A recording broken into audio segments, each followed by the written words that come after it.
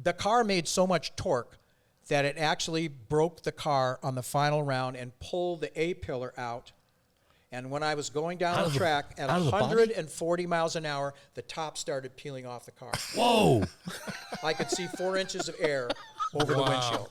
Wow. Like a giant sail. But I ain't lifting. Yeah. No kidding. He beat me anyway. Uh-oh. Anyway, Bernie was a good racer. And so we went back to Tech. And so when we got into Tech, I asked Bill DeSmute to come over, and I put my shoulder on the. I opened the door, the lightweight door, and I put my shoulder on the roof, and I said, "Bill, come here a minute. Look at the front windshield." And I picked up like this, and the whole roof went up. And he went, "Oh my goodness!" I said, "If you don't let us tie these cars together, somebody's going to get hurt." Yeah. Right. Yeah. He said, "I'll fix that." So in 1976, Rossi rule, all the cars tied together. Okay. Nice. Hey, welcome to Car Guy Confessions, brought to you by ARP. I'm Jeff Smith. This is my car buddy Cam Benty and car builder Steve Strope, and we're going to tell you some stories. Welcome to another episode of Car Guy Confessions with Jeff Smith, brought to you by ARP-bolts.com, just to make sure I get this right. That's right, absolutely. So we have a fun show today. So we got Cam Benty over here, my good friend Cam Benty. We all know who he is. And we have Paul Rossi here, who we go way, way back. So back when I was a fledgling writer at Carcraft Magazine, show's going to have a decided Mopar flair, right? But with some interjection of other things, with some Ford stuff, which is cool. So, yeah. So we should just dive right in, because a lot of people are probably going, "Who's Paul Rossi?" So where'd you get your start, Paul? We know we know about you, Yes. but first drag racing experience. What were you driving? What were you doing? I'm from the Detroit area. I was born in Dearborn, Michigan, and Home of Ford. That's where Ford. home of Ford. Home of Ford. I was born in Highland Park, absolutely, which is where Chrysler's from. Wow. Yes, and I'm an outsider. anyway, I was born in Dearborn, and I was raised just outside of that, Dearborn Heights, Taylor, Michigan, and our home drag strip was Detroit Dragway. Yeah. Nice. And it opened in 1959, and they had the big Grand Nationals there, 59 and 60, before they went to Indianapolis. They might have gone to Kansas and then Indy, but that was the NHRA. And so that was my home drag strip.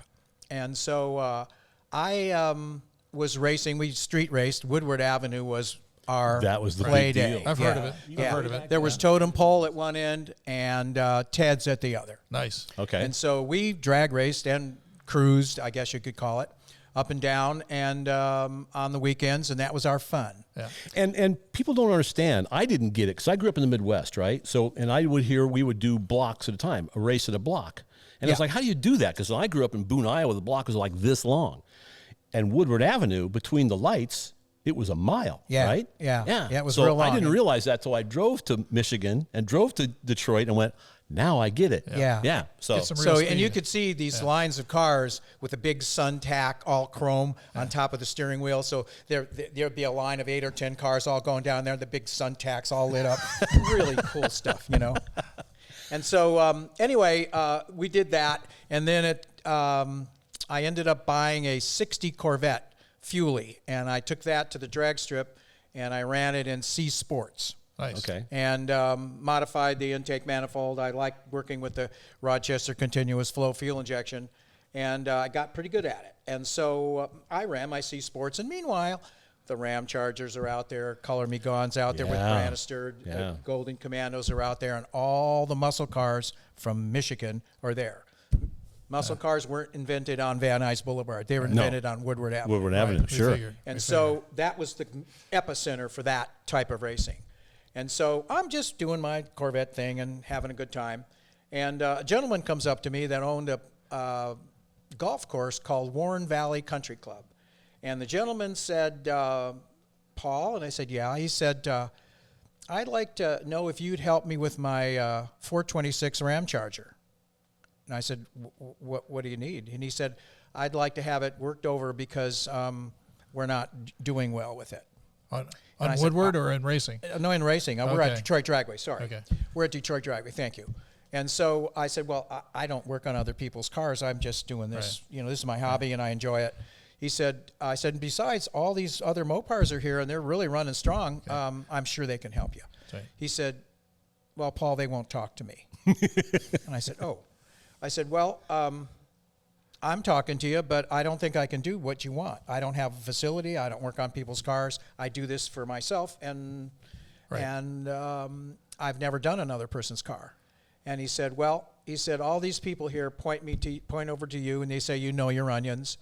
And I said, well, thanks. I said, but I just don't have a way of doing this. He said, well, I have a gas station, a Sunoco station, and the gentleman that's driving my car manages it. Okay. I said, well, that's not an atmosphere I'd want to be in because you got changing tires and doing all that. I'm trying to super tune a car. That wouldn't work. Right. So he said, we'll shut the thing down and give you the keys. You'll do that. Plus pay you. Oh, well, that works. There you go. Now I went back to talking. my buddies. Can we do this? Oh, yeah, we can do it. Okay, good. So we go over and we take it out, fast forward. We get it all done. We're there 3 full days, degree the camshaft in, pull all the bearings. You got to put your hands down. Pull all the bearings and keep your hands in your pockets. Okay, good. Okay, thank you. I'm never going to get this right. We like the emphasis, just not Yes. the... You know, that's why they don't give lunch breaks to Italians in a factory. They got to retrain them. Okay. So anyway, so I got it all done. We got it all done. Me and my 2 high school buddies, who are still my friends, believe that or not. And he went out and won the next 4 or 5 times in a row. Wow. All right. I went, whoa. Yeah. Hey. Now we're talking. Yeah. I said, man, that was fun. I said, what if I get one and work on it all the time? Yeah. So then I went ahead and went down to Michigan Avenue, and there was a brand new Chrysler dealer, the first one in Dearborn. Wow. Westbourne Chrysler Plymouth. Man, he was on hollowed ground.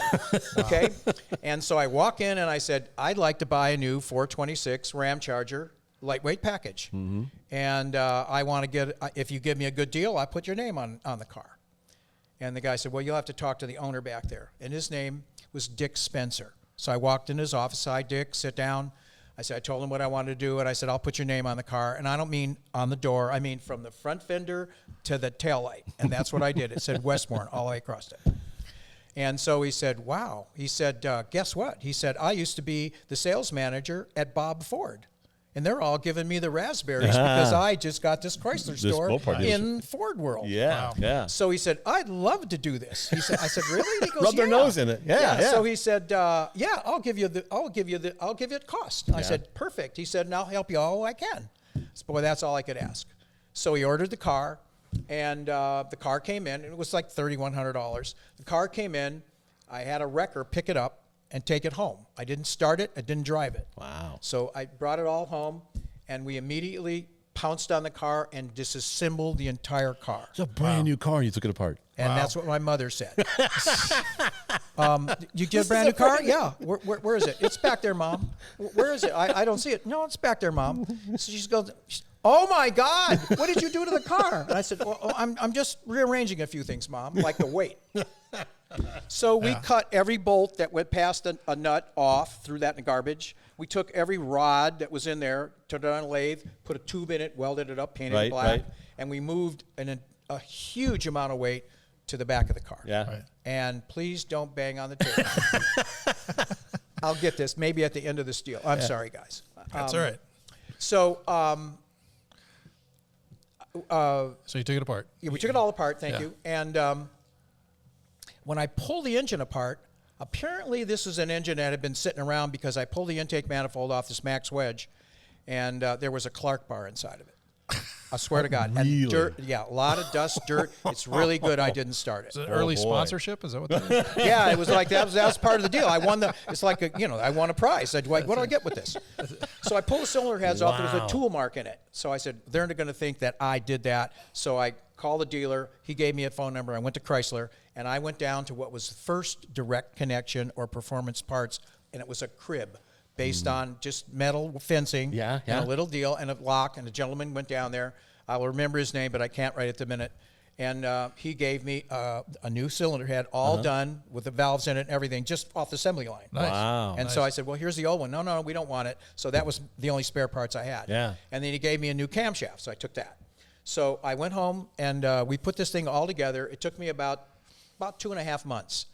Well, during this time, there was a race coming up at Detroit Dragway called $1 a foot. So they paid $1,320 to win this race, and it was right before Indy. Okay. Okay? What year is this? 1963. Wow. That's big money back then. That's big money. Yeah. Yeah, it's Yeah. big money because my whole car cost $3,100. Yeah. Right? So it was like almost half. So, yeah. So we got the car all done. It was time to go. We got everything finished. I did the whole engine, did valve work, everything. Picked it up, drove it to the track. I built the headers. They came over the fenders. I built them myself. They had caps on them. We had a little flex tubing to mufflers that we could just take off. And so the headers came out right over the top of the tires. I drove it to the track, and I pull up, and my buddies are in the back. We got nothing. 2 tires, some valve cover gaskets, some sparks.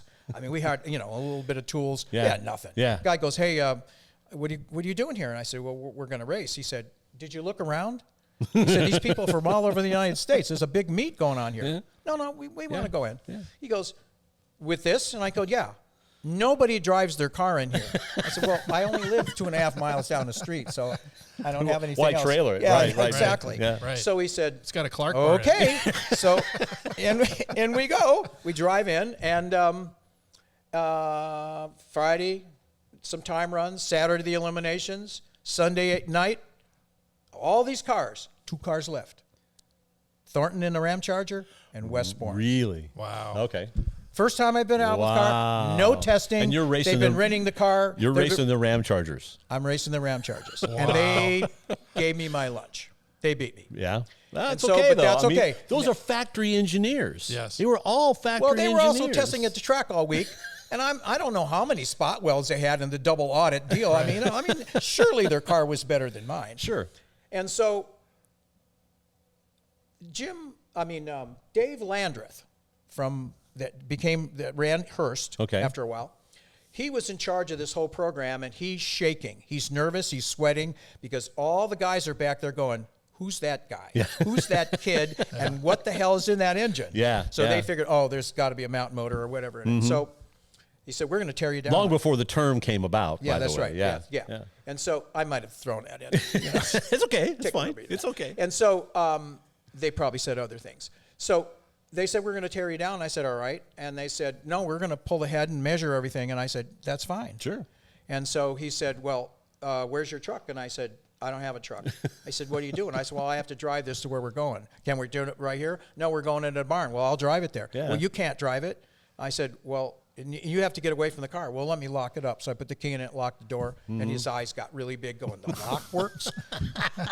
And so anyway, we get to the area, and the Ram Charger's tearing down. Now, they wouldn't have tore anybody down except because of this anomaly. Right. So we tore everything apart. I took my cylinder head up. I don't know what happened on the Ram Charger side. They were obviously fine. And so I went up there with my cylinder head, and they checked it. He said, you're a quarter of a cc out.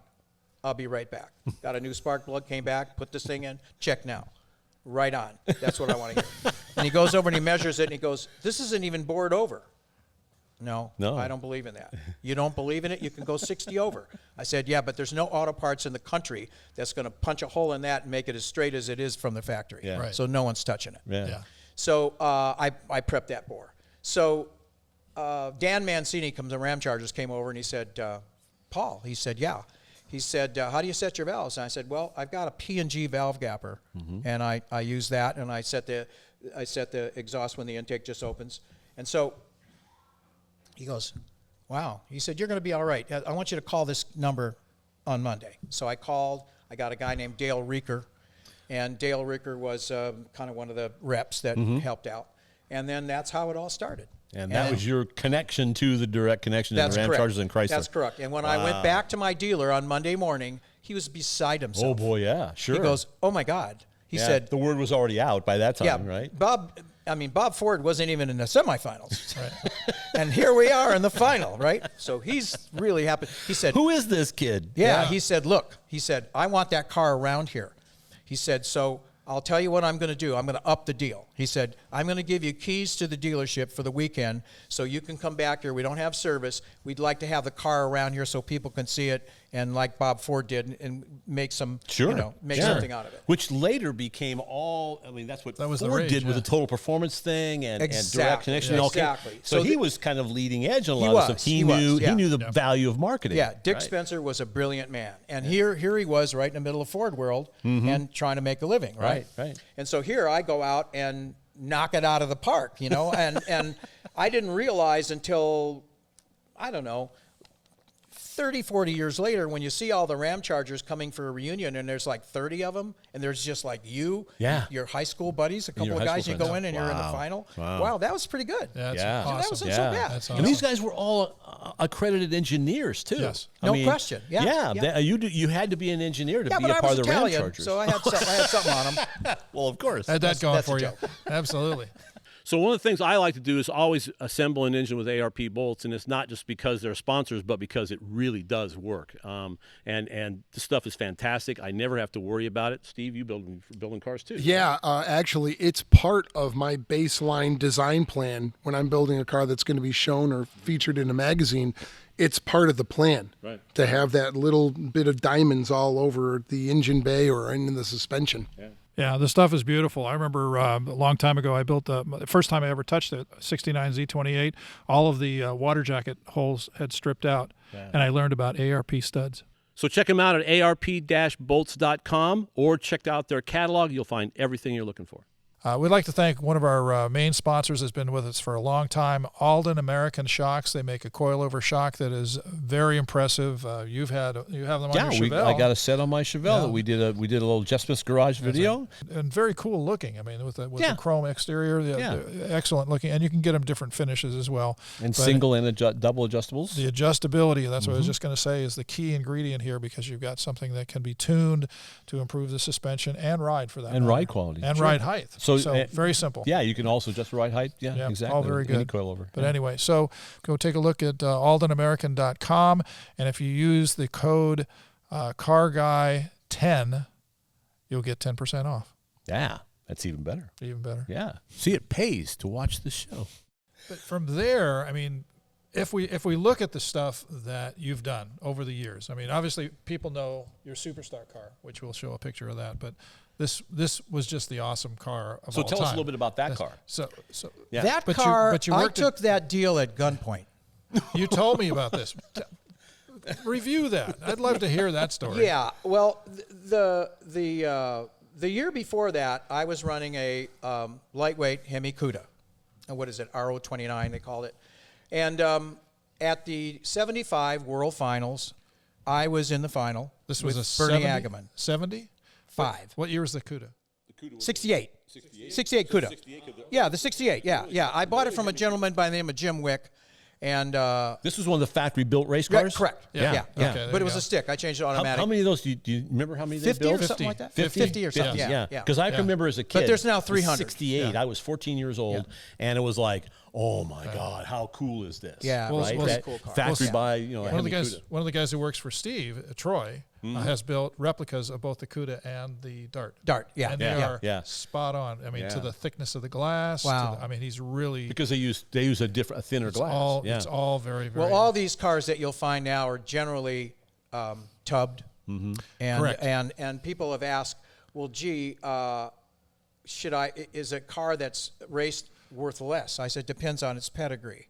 Sure. I said, I and would think depends it's on worth who more. raced it. And I said, if it's got a stage 1 back modification, which I call stage 1, which would be tubs, and so, and by the way, that car had nothing but super stock springs and a snubber, 002, 003, Right. super stock springs and a snubber. Your Hemi, your CUDA. My Hemi. the one That yeah. car at the 75 World Finals went 970s at 139. Wow. That's impressive. And Yeah. but one of the reasons it did is because I had something that no one ever saw before or thought about before, to my knowledge. It was an active intake manifold. I had a butterfly Really? inside of the intake manifold, which was worked with a vacuum solenoid that I closed off for the bottom end, and then opened up at a higher RPM. and it opened up and Yeah. opened a big wide, because we used to fill in the interconnect. And Wow. the bigger we made the interconnect, the more power it made. Sure, 'cause because it added because plenum it to it. tricked the engine into thinking it had bigger carburetors when the plenum was bigger. Right. And so, but every time I did that, I lost bottom end torque. So then I said, wait a second, why don't I just put and close it back down again and see if that'll work? This was in 1975. This is 1975, the first active intake manifold ever invented. Wow, that's pretty cool. That is- I Honda did not uses know it. that. Honda uses it. Uh-huh. Oh, sure. Mitsubishi uses it. Sure, yeah. Porsche uses it. Well, Chrysler uses it. Mercedes uses it. The LT6 that's in that high RPM LT6 engine in the new Corvette, the one that goes to 8,200, 8,600 RPM, the Z06, has an active intake manifold. Yeah, electronically controlled, but yeah. Well invented by one of the Wow. Detroit Chrysler guys. How about that? Are you getting Very royalties cool. off of that today? No, and No. I will share something with you. Tom Hoover Yeah. came out of the stands with Bob Tarozzi and said, "What in the hell is this?" And I said, "Well, and I explained it to him. He said, "I don't know anything about this. I need to know, and I want you to." Here's Bob Tarozzi, and now we're lifelong friends. And so we wanted to put that on the dyno and find out what was going on. So I'll get to that in a minute. So in the meantime, the car made so much torque that it actually broke the car on the final round and pulled the A-pillar out. And when I was going down the track at out of the body? 140 miles an hour, the top started peeling off the car. Whoa, I could see 4 inches of air over the windshield. Wow. like a giant sail. But I ain't lifting. No kidding. He beat me anyway. Uh-oh. Anyway, Bernie was a good racer. And so we went back to Tech. And so when we got into Tech, I asked Bill DeSmute to come over, Right, and I Farmer, put my yeah. shoulder Farmer, DeSmute, yeah. on the. I opened the door, the lightweight door, and I put my shoulder on the roof, and I said, "Bill, come here a minute. Look at the front windshield." And I picked up like this, and the whole roof went up. And he went, "Oh my goodness!" And I said, "If you don't let us tie these cars together, somebody's going to get hurt." Yeah, Right. yeah. He said, "I'll yeah. fix that." So Yeah. in 1976, Rossi rule, all the cars tied together. Okay. Okay. Nice. So now I'm really happy. I'm at the top of my game. I've got the fastest automatic Hemi ever, teched at 1,100 feet, completely tore down, teched, everything okay, and certified. I'm not saying somebody didn't go faster somewhere, sometime, yeah. but this was an NHRA legal. Yeah. Legal. Everything was legal beagle. So I'm really on top of the world. And I go in, and they said, Kofel asked me, who was my Chrysler racing boss. Dave Kofel. Dave Kofel, I'm sorry. Yeah. Dave Kofel was my racing boss, and he said, "Come on in." He said, I want to talk to you about a new program. And I said, "Okay." So I'm all excited, and I go in there. He said, "Well, we don't have any more money for your Hemi." And I said, "What?" "We don't have any more money for your Hemi, so we'd like you to run a 440 six-pack." I said, "You're telling me a 440 engine? That's a station wagon engine." I've never That's a even truck built engine. anything like it. Yeah, they got it in motorhomes. Yeah. And I said, "No, I don't think so." He said, "Paul, that's the only thing we have." And I said, No. I said, "You've got a guy out there racing the thing all year. Is the Mancini team was out Sure. there, Yeah. and they were having a lot of trouble with it. Really? A lot of trouble. Yeah, they couldn't get out of the 11 teens or something. And so I said, and they know what they're doing. I said, I'm not going to start in the basement. I'm going to start in a sewer. Sure. I said, I'm on top of my game Yeah. here with this with the Hemi. Yeah. Right. I'd like to continue my development work. We can't help you. So the deal got dragged around, and they kept adding more stuff to it. Finally, we'll build you the car. We'll send you a car. We'll build it, pay for the build. We'll do all that. Butler will do it. And it got to be so late in the game that he said, "Look, we want you to do the clinics with Butch, so I'm going to put your Butch money Leal. through Butch. Butch Leal, Leal. California Flash. Yeah, Right. good man." And so we did the clinics together. I built the Go car. all around the country doing We did all the these clinics. performance Yeah, that was a clinics lot of fun. with direct connection. With direct connection. Yeah, yeah. So that was the last program they actually had. He said, "And as soon as that's over, then we'll put you'll go in a straight deal yourself." Okay. And so, and I did, and that's what you see there. So But was that more or less a full-time job then at that point, between the clinics and racing? Yeah, Yeah. you know, because you went out there, Yeah. and between the clinics, you were testing. Yeah. Because you were Sure. trying to, you Sure. were trying to get the most out of this package. So you were essentially a professional drag racer working with Chrysler, even though you're running in a sportsman ranks. Correct. Which a lot of people don't understand. They think sportsman racers are all, it's like Oh, It sounds pretty much like a professional so intense thing. back then. Oh, I mean, yeah. that was Oh, yeah. really Because super stock was the class in Yeah, that because- in that time.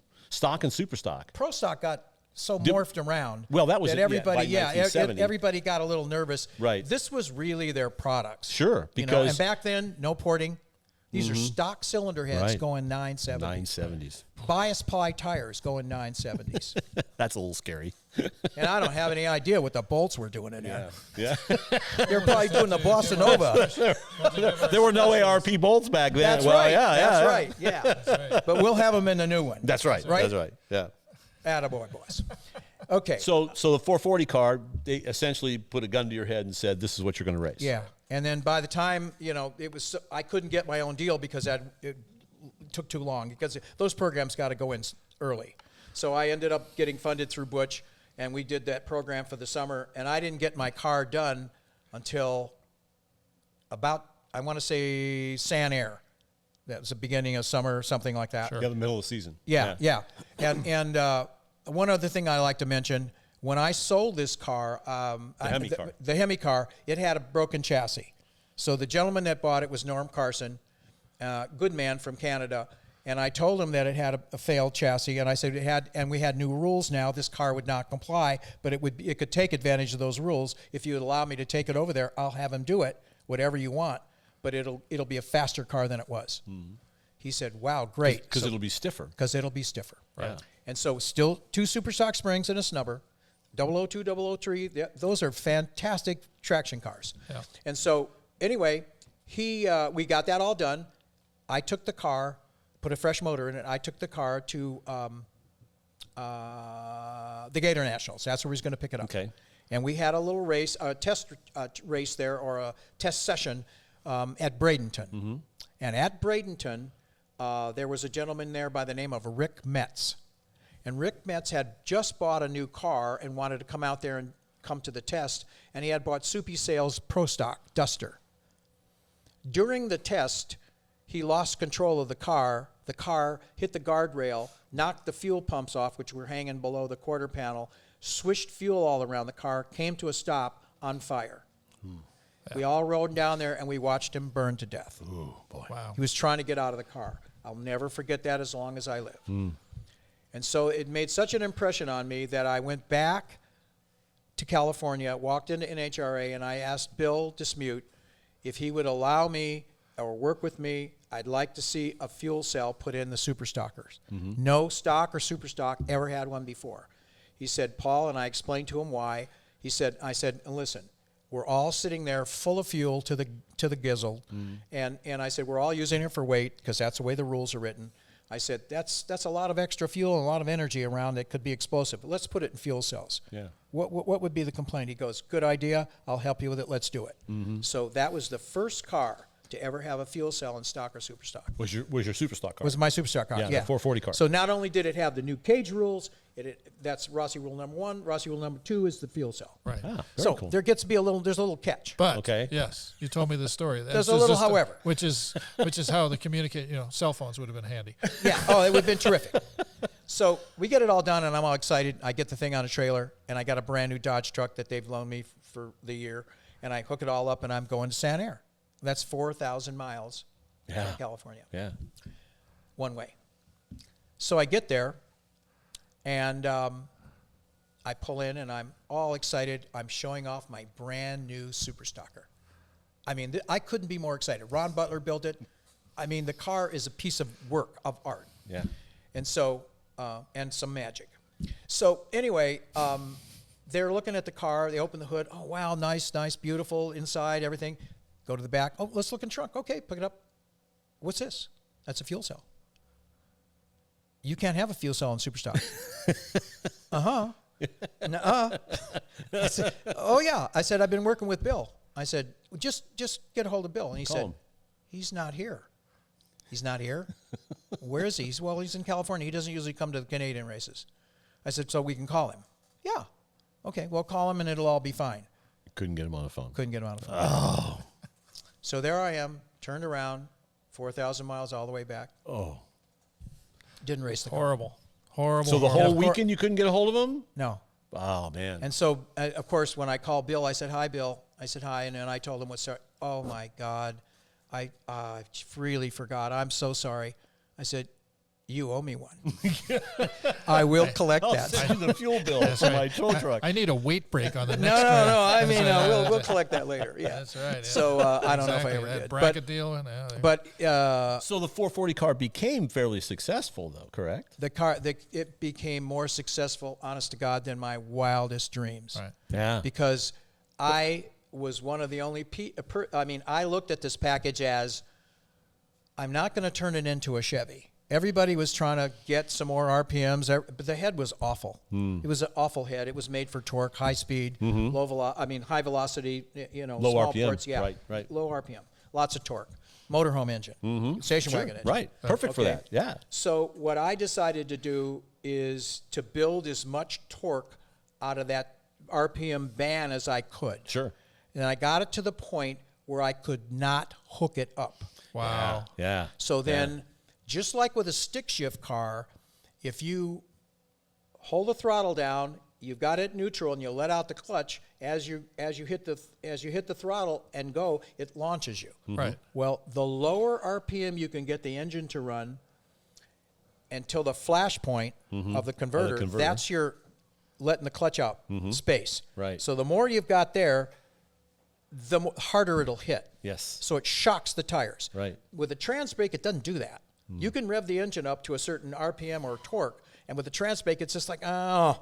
Yeah. With this one, it's bam. Yeah. And with that, together with the 6-barrel, which was 500 CFM, 350 in the center. 355.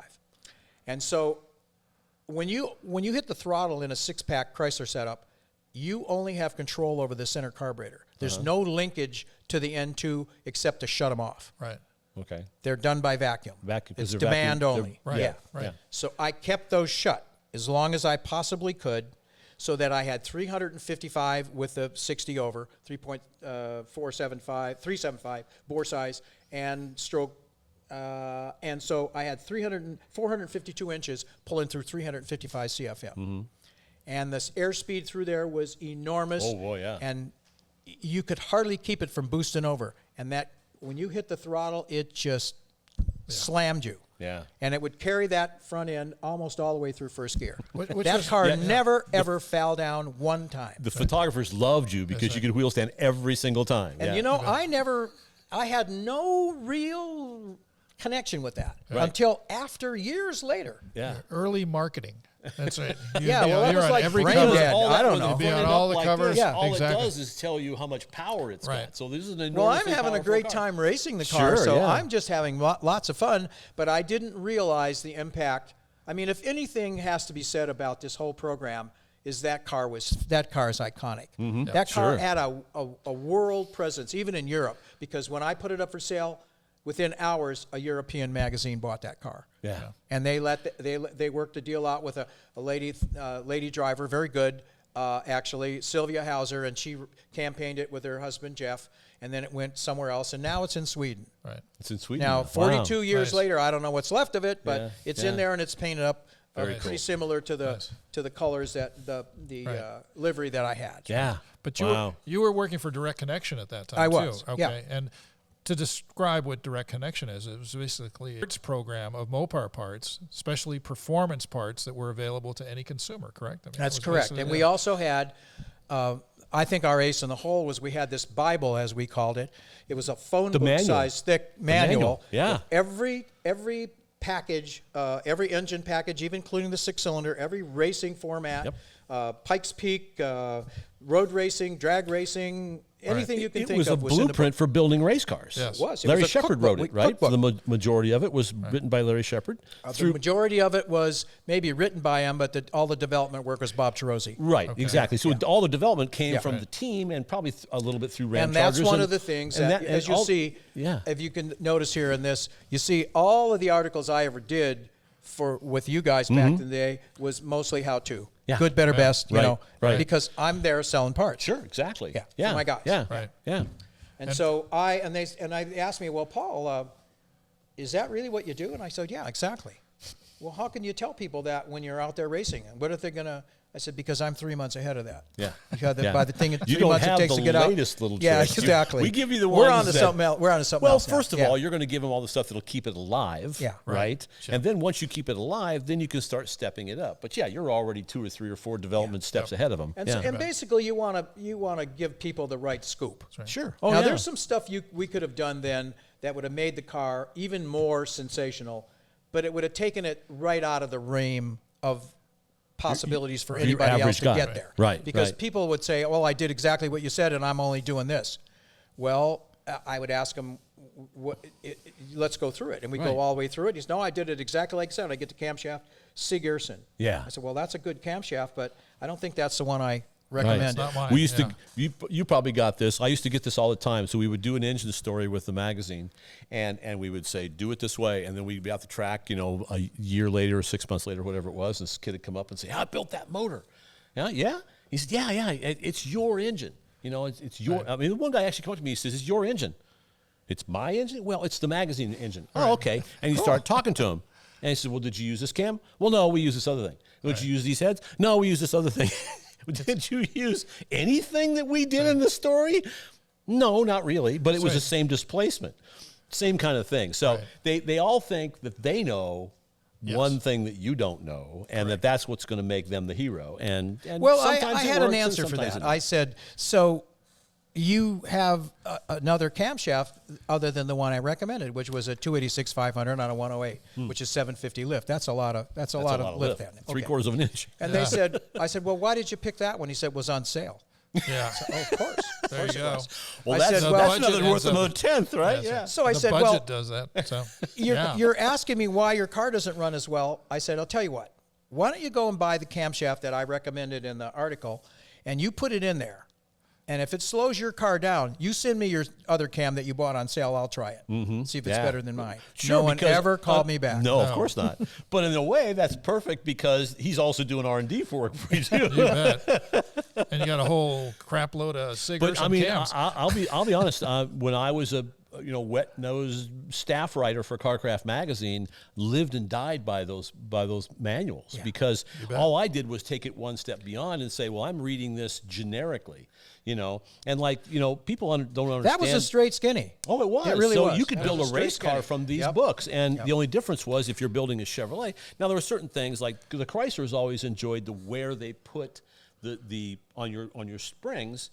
The Chrysler cheated the axle forward on the springs. That always made them better. That was why the Cheated Mopars is were. that's they a didn't little cheat it. They abrasive, moved don't it. you They think? moved it from the Interpreted, factory. yes. You guys didn't do that. The factory did that, and instantly made the front half Those of the are springs trophy stiffer. tips. Yeah, and so all you needed, you didn't need traction bars. All you needed was a snubber.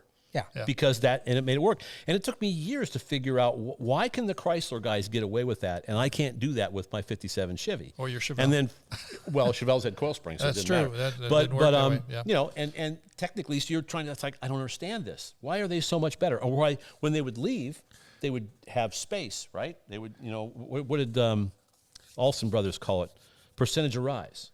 Percentage of rise, which was essentially it was where the where the instant center was, and all the spring cars would squat, and the Chryslers would all go Lift like up, this and plant the rear end on the ground, and you'd be flying out of the hole, and it was like, how are they doing that? And it took years to figure that out.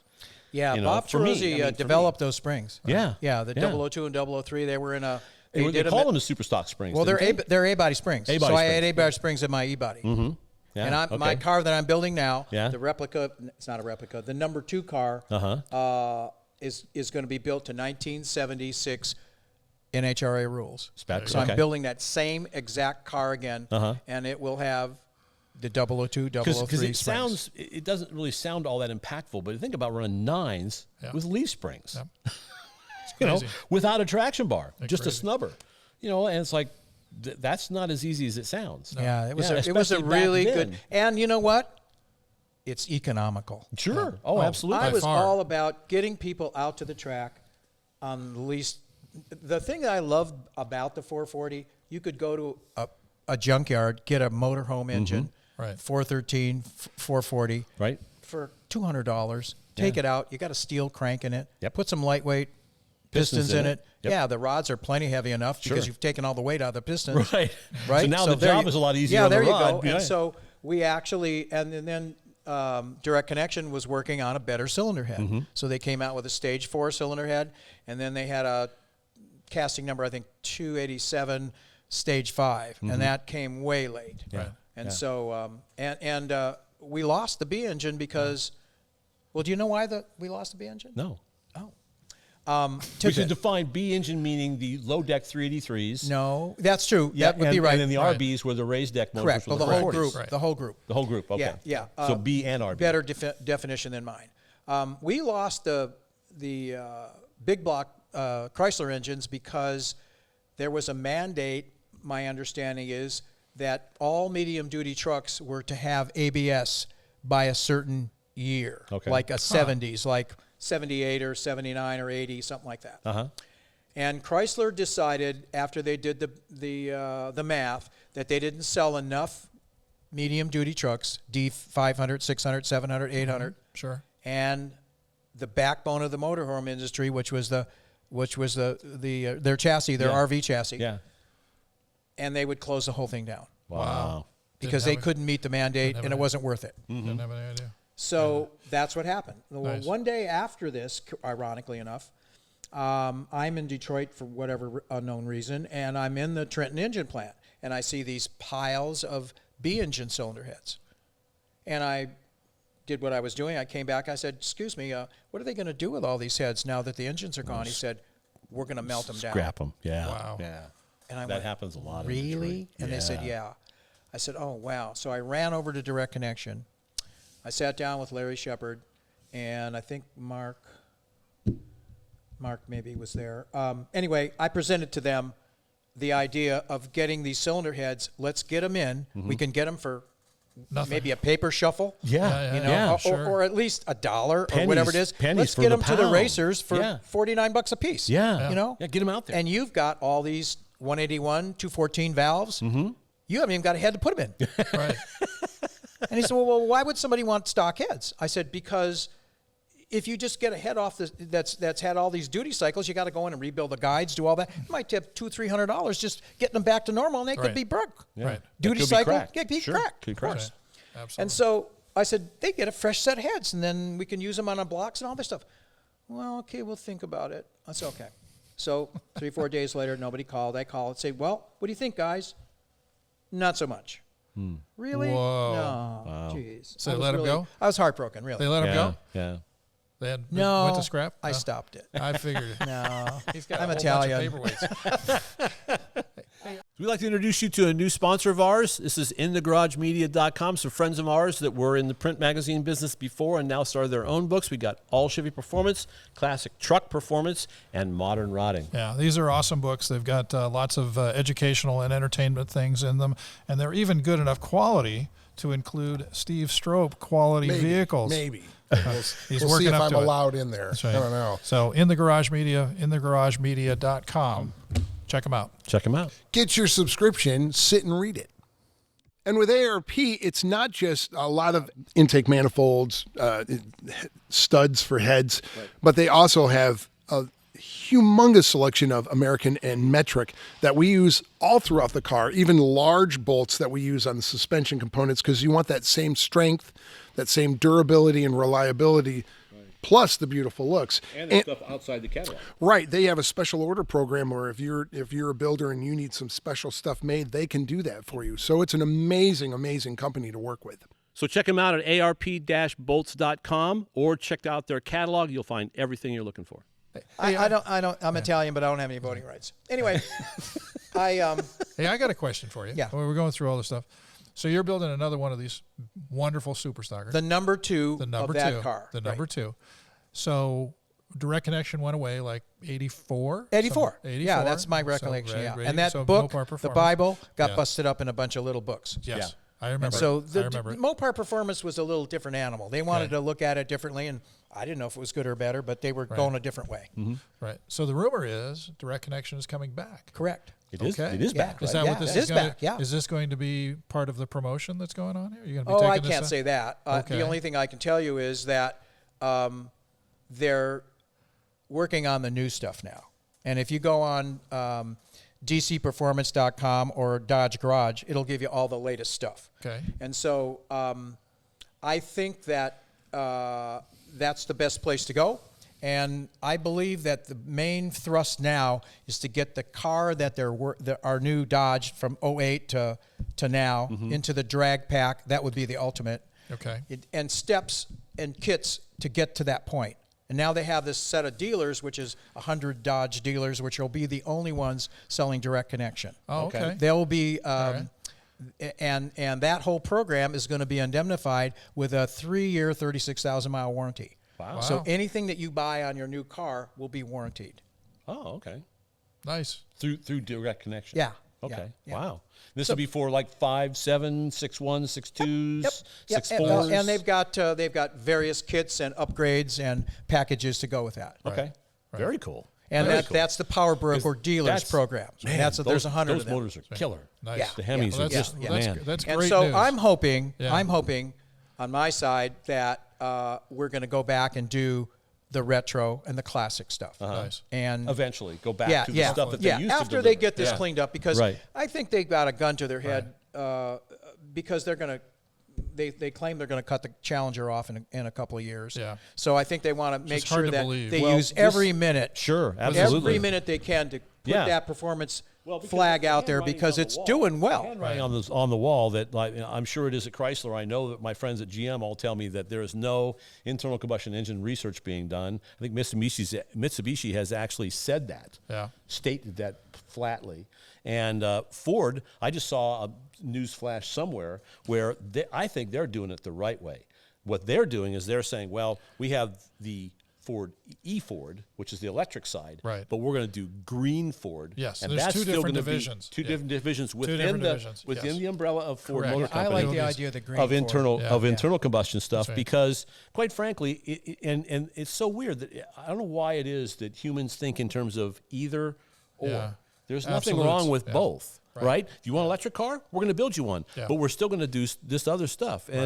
And so much of it, I have a slightly different perspective now because I've moved from, even though we're on a secret location, That's right. we can say that it's Second on the story west over the vacant lot. Yes, That's on it. the West Coast. I don't live here anymore. I live in Right. Iowa. Yes. Oh, and my peeps now Yeah.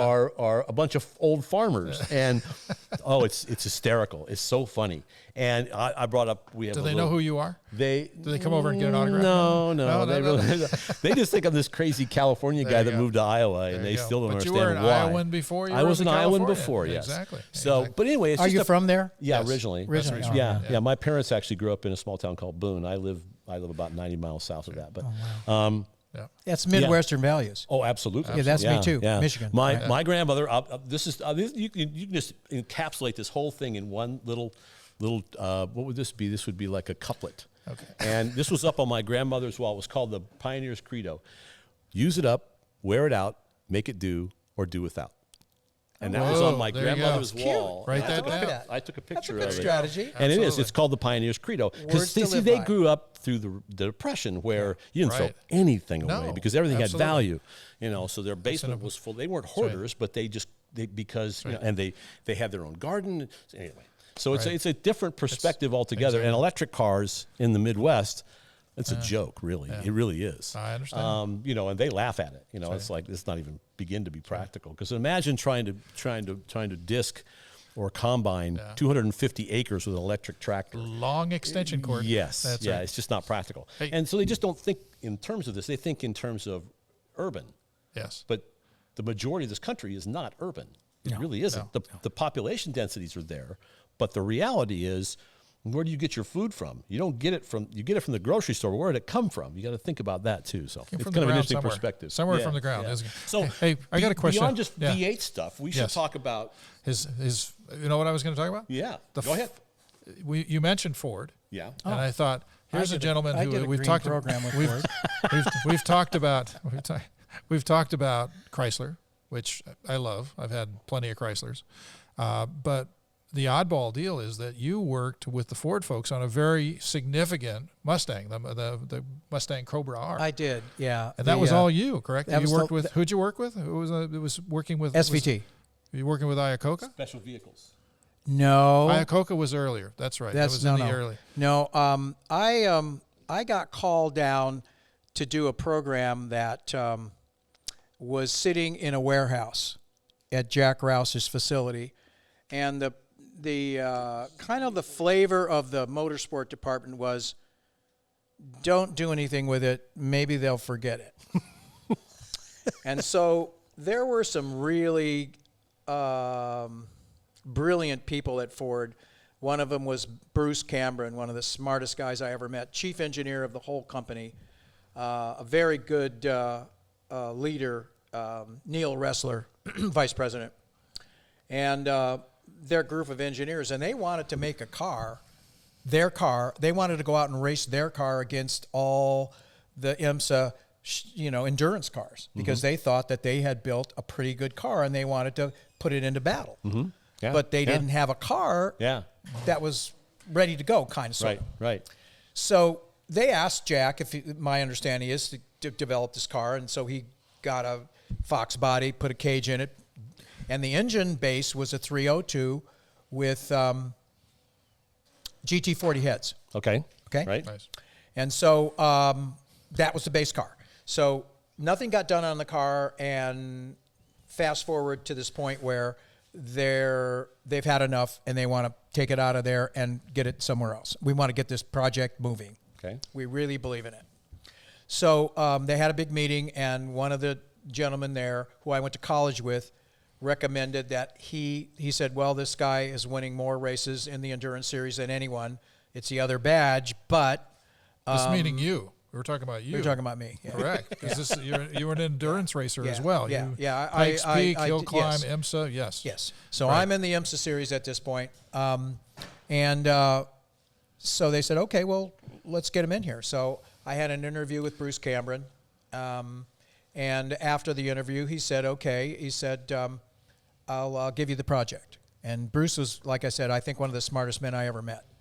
And he was the chief engineer. And so he told me to pick up the thing, get him a budget, and I did, and he accepted it. And he said, okay, come on in, pick up the car, and we want to have a meeting with all the people involved.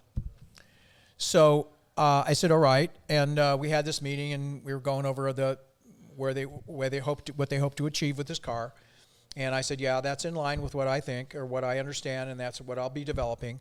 And I said, well, they said, do you have any questions? I said, I do, just one. I said, I've been out there a long time in the IMSA series, and I don't see your car in the winner's circle very often. I said, but when I do see them, they're usually coming in the pits hurling steam. I said, is there anything that you guys, you have a cooling problem or anything like that, or is it just bad teams? Oh, no, we don't. And Mr. Cameron asked, no, we don't know anything. Okay, fine. Picked up the car, went down. Bob Chirozzi designed all the sway bars, and we had some new shocks that we were trying, and we were going to do the suspension. That was our first deal. Right. This is So the we last rented- of the Fox bodies, correct? Fox bodies, This is the yeah, end of the yeah, Fox bodies. 93, Okay. last of Right. the Fox bodies. Right. So my technical driver was Rob Wilson from London, England. Flew him in, rented the track, Willow Springs, all day, all by myself. And so we go out, get the car out. It makes 2 laps, and it starts overheating. I said, well, Rob, come on in. I must have did something wrong. I personally checked it over, and I must have blew it somewhere. So I'm looking all around. I can't find anything. I top everything off, just, check the oil again, put a little more oil, a little more, whatever. And check the belts, and nothing seems to be wrong. Okay, well, go out. Maybe it's just an air pocket. Right. He goes out, 2 more laps, same story. Same story. Come back in, and now I'm fighting, and I call my SVT guy, and I'm talking to him about it, and he doesn't have any idea what I'm talking about and why it's overheating. Wow. And I said, wow. I said, I don't know. I said, so I have a question. You have a oil cooler on the car, and the oil cooler is one of these little stacks on top of the oil filter underneath it, and it goes from engine oil to radiator water, and you're putting the BTUs from the engine oil back in the radiator. It's already overtaxed. I don't understand that, and we will change that. Yeah. But I don't know why it's not doing it. So through a series of things, wicker bills, tape this, check that, we came up with nothing. Finally, I called Bruce Cameron, the chief engineer, at the end of the day, and I said, I'm at wit's end. This car is overheating. You are not getting rid of the BTUs in it. I'm convinced. I've looked everywhere. Unless there's something in this engine, which I do not believe. I said, this is under capacity for cooling. Yeah. Wow. He said, all right, come on in here. So this is really interesting. So I fly into Detroit again. We sit back with the same about a group of people around and some ad agency guys in the end. And he says, how can this be? And we're discussing what's happening. And then Cameron says, well, listen, what do we do on the ride and drive days when we're we're Motor Trend Car of the Year and everything? The little guy in the back said, well, we don't let the magazine guys go more than 2 laps. What? We don't let them go more than 2 laps. He Because said, we know it's going to overheat. Mr. Rossi, would you go leave the room? And the walls are shaking, And then he says, come down to the office. I go down there. He said, we got to do put this on hold. We got to do a complete top to bottom cooling throg. And so fast forward, you guys are brilliant. The Ford guys, our engineers are brilliant. And they came up with a 1970s Lincoln Continental radiator from a diesel. That was the radiator when in a car, and I had an Eagle Talon oil to air cooler on it, and that did it. That solved the problem. That solved the So problem. the radiator was just under capacity. Correct. Yeah. And yeah. it A been lot, for all evidently. these a lot under capacity. Yeah. Not even Yeah. close. Yeah. Wow. So we're out doing the deal, and then now we're actually working on the suspension, and Rob's there, and we're at another day now that all this is sorted out. And we got about half day in, and all of a sudden he said, Paul, he said, I'm sorry. He said, but we've lost oil pressure. I think we've lost the motor. Oh, no. So we get the thing, tow it back in, pull the distributor out. Sure enough, the oil pump shaft. Call in. Broken shaft. Motors failed. Yeah. Not my engine. Yeah. I don't know. And so he said, okay, do a field strip. And I said, you got it. So I go over there, and I take everything apart. And on the GT40 heads, on the exhaust side, they had a short spring and a rotator. And an exhaust rotator. Yeah, Yes. exhaust rotator, Yes. like for durability, The, right? the setup's completely different intake to exhaust valve. On Correct. The GT40 Yeah. heads. Now we're Yep. going on for durability for like 100,000 miles, but it won't go But you've got this giant rotator sitting on top of that exhaust very valve. heavy and a short spring, And a short which is spring. really being taxed. Wow. So it broke the little tip off of the spring tang and went down through the head, down through the block, into the oil pan. And he said, okay. And I said, then it went through the oil pickup into the oil and jammed the gears. And then, Yeah, and then broke the shaft, and that was all she wrote. Okay, he said, I have 2 questions. He said, what are they? And I said, well, Bruce, why do you have valve rotators on a racing engine? Why don't you use the intake side on the exhaust? It'll be cheaper, lighter, and the best way around it. Right. He goes, I can't answer that question. What's the other question? How does the piece of steel that falls through the head, down through the block, into the oil pan, go up to the oil pump and into the gears? Where's the screen? yeah. It doesn't have a screen on it? No, sir. Okay, come on in here. Oh, here we go again. Okay, I've seen this movie. So anyway, I fly into Detroit. Now I go get the Z28 spring package that Chevy uses. I use the little 340 TA thing, and I make a little kit, Yeah. and I show them, here's the other team, Yeah. what they got. Yeah. And so we got to be in this thing. So we get to the point where how come the rotators are on there? Well, the head of engines for all of Ford Motor Company is sitting there. He's saying, well, we sent the GT40 heads over and just said, change them out.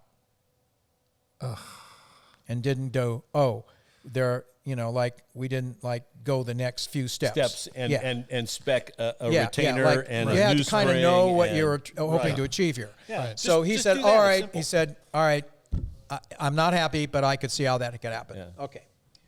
And the next thing is, he said, what's your other point?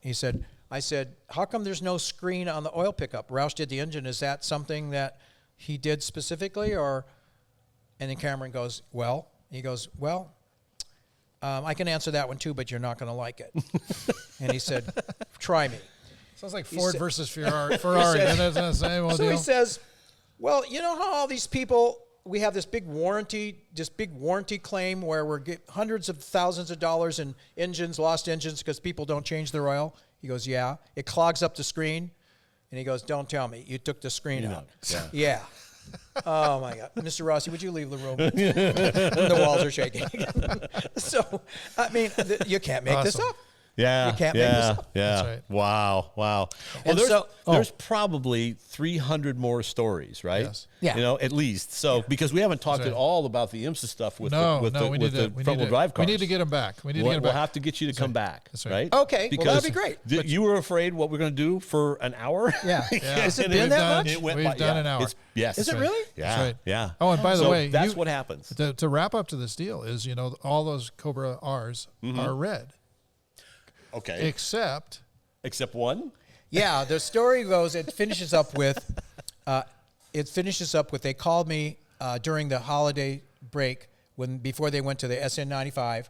They were building the last of the Fox bodies, and they were going to be the Cobra R's. Okay. So the last they called me up. 250, Yeah, 250 of them. Yeah, 250 of them, and they meant to do 500, but they actually Ran out of screens. got out of no. That's good. That's good. That's a good one. I wish I'd have thought of that. Okay. But they actually got cold feet. I was called by the vice president. they were and he afraid they said, wouldn't be able to sell Paul, them yeah, all." he actually called me because we were meant to do 500. And he said, I don't want this to be a reflection on you. He said, because we're really happy with the car, but we're only going to do 250. And he said, quite honestly, I've got cold feet, you know, because that's a lot of cars. Right. So, and fast forward, retread, they had gone when the project first started. When the car went to Roush, they went out and they sold all the Ford dealers on the fact that they're going to have a special Mustang, a Cobra R, a special car. Right. You guys ought to get them. Don't miss out. Right. So they went. Oh, so they were ordering 10, 12, you know, and they were taking deposits on them. Yeah. Yeah. Well, yeah. now they run these 250. Oh, he calls me up. He said, "We're running the 250." He said, I said, and what do you putting the cabriolet frame rails in them? He said, yeah. So they put in the convertible Fox body frame rails stiffen in them the up. Cobra R. That Right. was special to that car only. Sure. And so he said, they're all going to be red. He said, but I have the option to give you, and it'll be your car, the first car, any color you want. I said, black.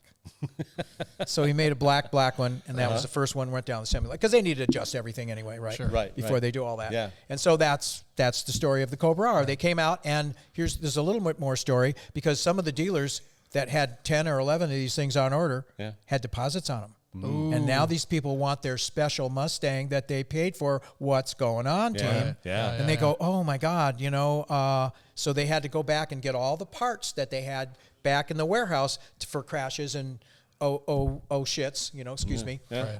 And to save acceptable those here. parts, they built cars with them. Yeah. Yeah. Yeah. So Wow. anyway, they went and built the last of the cars, and the one dealer that sold the most, he was really upset. He was a big Lincoln guy, and you know, had a lot of horsepower. They gave him a new Lincoln and a bunch of stuff, and they had to calm him down. Right. There you go. There you go. So I want to thank you, man. We need to have Paul back, right? Yes, absolutely. Right? Well, thank because you. It'll be because fun. yeah, it would be a lot of fun. So Have a we want to commuter thank express. ARP for sponsoring this whole thing. We couldn't do this without them, and we'll have Paul back because Well, thank you. It was a there's lot even of more fun. I've stories. never done anything like this, and Yeah. it's a hoot. Yeah. Yeah. Thank Yeah. you very much. So thanks everybody for watching, and we'll keep throwing these things out to you.